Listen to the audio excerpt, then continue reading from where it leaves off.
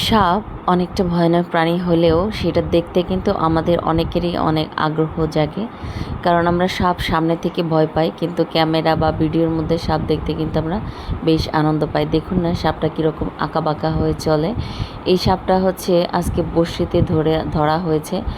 আমি একটা তথ্য দিচ্ছি, একটা সাপ না খেয়ে একদম অ্যাটাক অবস্থায় যদি কোথাও রেখে দেওয়া হয়, এগুলো 15 দিন বেঁচে থাকে। এর আগে আমাদের বড়শিতে একটা সাপ ধরেছিল।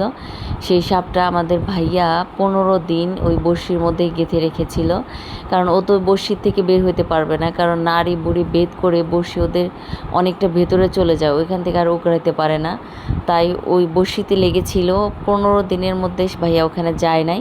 14 দিনের দিন যায় দেখে সাপটা পুরোটাই নীল হয়ে গেছে, চোখের কালারটাও নীল হয়ে গেছে। তারপরে সাপটা আলটিমেটলি মারা গেছে।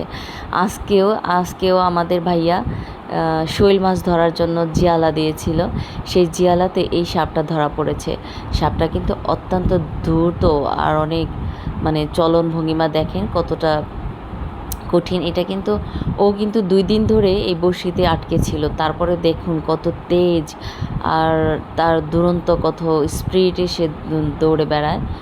যখন ও আঁকাবাঁকাভাবে লুকিয়ে যাওয়ার চেষ্টা করে, বড়শি ধরে টান দিলে আবার ঠিকমতো চলে আসে। অ্যাটলিস্ট সাপটাকে মেরে ফেলা হবে, কারণ সাপ তো ভয়ানক প্রাণী, এটা অবশ্যই মানুষের জন্য অনেক ক্ষতিকর।